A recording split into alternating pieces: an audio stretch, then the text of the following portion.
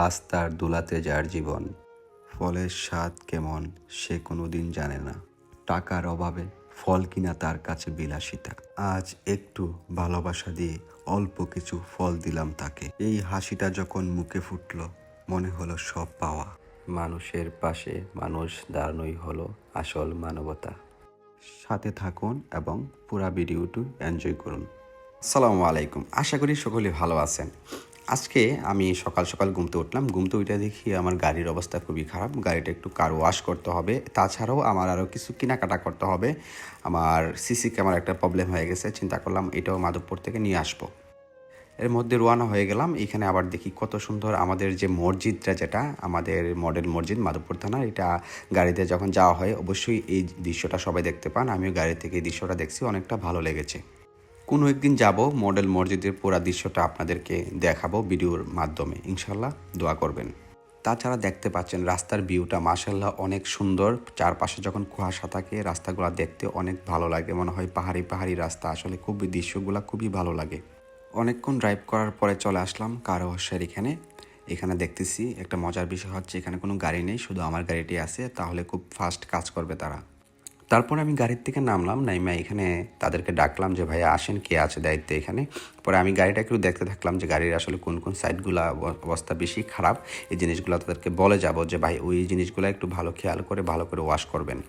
আমরা যেতে যেতে লাঞ্চ টাইম হয়ে গেছিলো। পরে আমি চাবিটা দিয়ে আসলাম, ভাই আপনার লাঞ্চ শেষ করে সুন্দর করে গাড়িটা ওয়াশ করে রেখে দেবেন, এসে আমরা নিয়ে যাব। এর মধ্যে আমি হাঁটতে থাকলাম, কারণ এখানে আর গাড়ি দিয়ে যাব না, কারণ রাস্তার কাজ চলতেছে। রাস্তার কাজগুলো কেমন চলতেছে দৃশ্যগুলো দেখবো এবং আপনাদেরকে দেখাবো।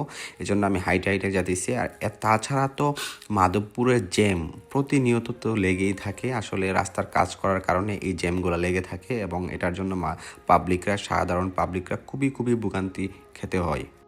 যতদিন পর্যন্ত রাস্তার কাজ কমপ্লিট না হবে এই ভোগান্তিটা খেতে হবে আমাদের। তো আমি যাব রাফি কম্পিউটারে। এর মধ্যে সামনে দেখি এখানে শান্ত প্লাস জসিম আর লিমন ভাই এখানে দাঁড়িয়ে রয়েছে। পরে তারা আড্ডা দিতেছে, সবার সাথে হাত মিলাইলাম। পরে অনেকটা ভালো লাগলো তাদেরকে নিয়ে। চলেন আমরা যাব রাফি কম্পিউটারে। আমি কিছু ক্যামেরা নিয়ে আসবো, সিসি ক্যামেরা আমার কয়েকটা প্রবলেম আছে, এগুলো দেখতে যাব। আসলে সাইম ফিউচারের অনেক কাজ কমপ্লিট রয়েছে, কারণ এই শপিং মলটা যখন পুরাটা কাজ কমপ্লিট হবে দেখতে আরও ভালো লাগবে। তাছাড়াও এমনি মোটামুটি তাদের পরিবেশগুলো অনেক সুন্দর। মাধবপুরের মধ্যে সবচেয়ে বড় বিল্ডিং, আমাদের গর্বের বিষয় মাধবপুরবাসীর জন্য। তারপর আমি ঢুকে গেলাম এই রাফি কম্পিউটার্স এই দোকানটাতে। আসলে এটার দোকানের মালিক হচ্ছে মুশাহিদ ভাই। আর মুশাহিদ ভাইয়ের কথা বলে কি বলবো, উনি অনেক ভালো মনের মানুষ। আমি সবসময় ওনার কাছ থেকে বিভিন্ন ধরনের প্রোডাক্ট নিয়ে থাকি। আর এখানে এই সাইম ফিউচার কমপ্লেক্সের ব্যবসায়িক কমিটির যে সাধারণ সম্পাদক নির্বাচিত হয়েছে ভোটের মাধ্যমে, ওনাকে আমি অভিনন্দনও দিয়েছি। আসলে খুবই খুবই ভালো মনের মানুষ। পরে ওনার সাথে অনেকক্ষণ গল্প টল্প করে উনি বলতেছে চলো আমরা কেনাকাটা পরে করবা, আসো তোমাদের নিয়ে নাস্তা করব, একটু ভিতরে যাই। আমরা ভিতরে ছুটলাম বাইকে নিয়ে। এর মধ্যে দেখেন একজন ভাই, ওনার পা নাই। যে আসলে ওনাকে দেখে আমার এতটা ভালো লাগলো, সালাম দিল এবং কথা বললো। ওনাকে জিজ্ঞেস করলো আপনি খাওয়া দাওয়া করছেন নি?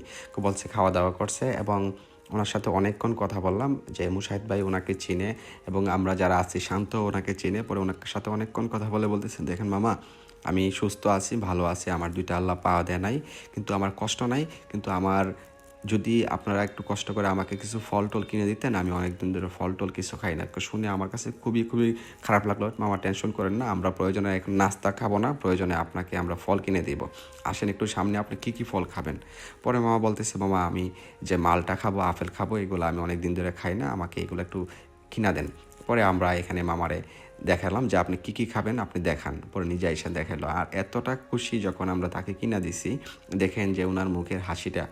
আমরা তো কত টাকা কত দিকে নষ্ট করি, এটা বলে লাভ নাই। যদি আমরা ছোটো ছোটো জিনিস দেখেন, ওই মানুষটাকে যদি আমরা অল্প কিছু ফল দেই, 200-400 টাকা 500 টাকার ফল দেই, তাহলে তো ওই মানুষটা এই জিনিসটা খেয়ে স্বাদ নিতে পারে এবং এটার উপলব্ধি করতে পারে। এতে মানুষটার মনে কতটুকু শান্তি বা সুখ পাবে, আপনি কোটি টাকার বিনিময়ে এই জিনিসটা পাবেন না।